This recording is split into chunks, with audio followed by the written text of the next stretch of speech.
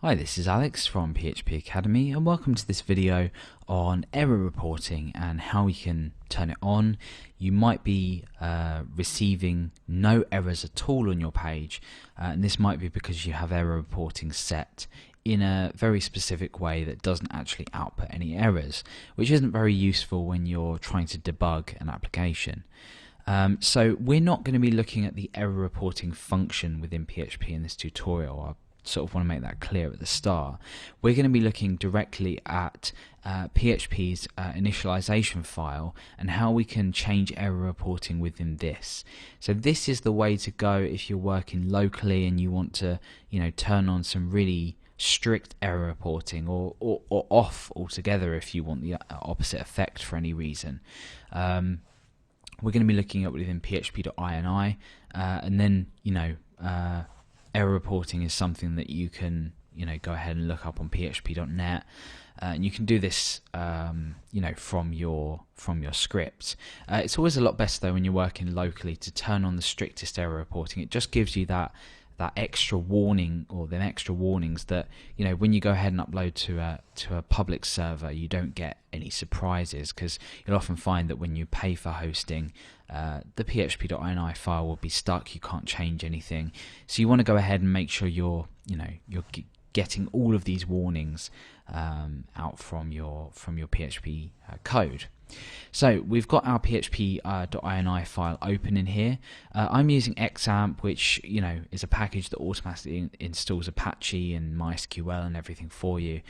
So you would find, if you're using XAMPP, and I believe it's the same if you're using WAMP as well, in c:\XAMPP php.ini. So it's basically wherever PHP is installed, or whichever directory it's installed within, or wherever the files are contained within, php.ini will be found. And obviously you can go ahead and do a search on your PC for the file as well.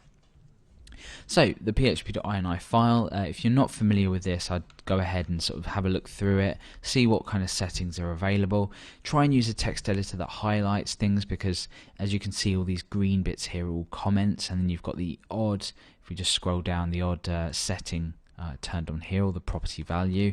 But we are specifically in this tutorial looking at error reporting. So I'm going to go ahead and Control F, so search, however you're doing this, whichever text editor you're using. I'm going to go ahead and search for error_reporting. And you can see here we're down to some kind of weird section here.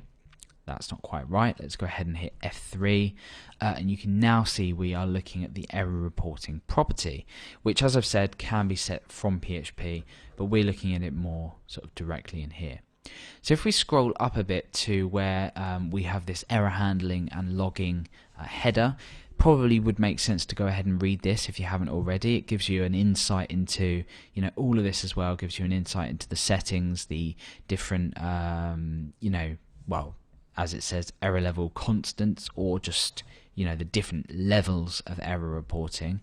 You've got things like eAll, which it says here it's commented includes eStrict, which if you come down you can read about eStrict itself. There's tons of different things in here, but eAll is probably what you would want if earlier when I was discussing outputting absolutely everything. So things like warnings, so for example undefined variables, as it says here, non-fatal errors, which means that your application will still run properly, everything will work, but it will just tell you things about undefined index, undefined variables, things like that. Or if you're looping and you're incrementing a value that hasn't yet been set, you might get an undefined variable warning out, things like that. So there's various levels of reporting. These are all really, really well documented at php.net. I think it would be beyond the scope of this video to go ahead and explain them all. But the main thing is to be able to actually specify them down here, and it says here common values. We've got some common values in here. At the moment, by default, especially with my installation through XAMPP, it's eAll eStrict. So I could, for example, just say eAll or eAll eStrict. So this is basically telling me any errors or every error that I could possibly have out. There's loads of different things you can play around with. you know, you've got everything here really. You can apply, you know, a combination of these, or stick to the default things like EAL, EStrict. So really, this is, you know, preference. It depends on how far you want the error reporting to go.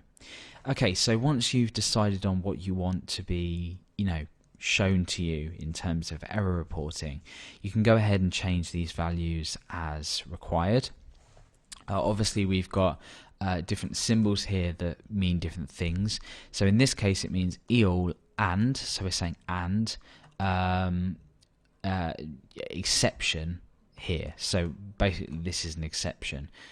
We are showing all errors except for this particular here, and obviously these can be switched around. It doesn't need to just be this. It can be EAL except, I don't know, e-warning, for example. You know, it could be absolutely anything. So, you know, you can combine these here as well. And as the default setting that we've got says here, show all errors, warnings and notices including coding standards. So anyway, once you've picked a level of error reporting, you're going to want to go ahead and modify this value, obviously. Then what you need to do is you need to go ahead and you need to restart your web server. So depending on what you're using, I'm using Apache, which is part of the XAMPP installation. It's just an easy way of installing, you know, Apache, MySQL, PHP all together. Then you go ahead and restart Apache. You can do that using your XAMPP control panel, your WAMP. Oh, I've got an error there, but your WAMP control panel, or you can use your system services controller if you've got Apache installed as a service. So there's, you know, this is common knowledge when you're working on a local server that you should have already, but go ahead and restart and these settings will be taken into effect. Obviously this is our PHP initialization file, so when PHP is loaded through our server, these settings will be taken into effect, and then go ahead, try and force an error in your page and see how that outputs. So this has just been a quick tip on how to set different levels of error reporting through php.ini, which is the recommended method. Personally, I'd recommend this method as opposed to using the error reporting function in PHP. So that's how to set error reporting in PHP.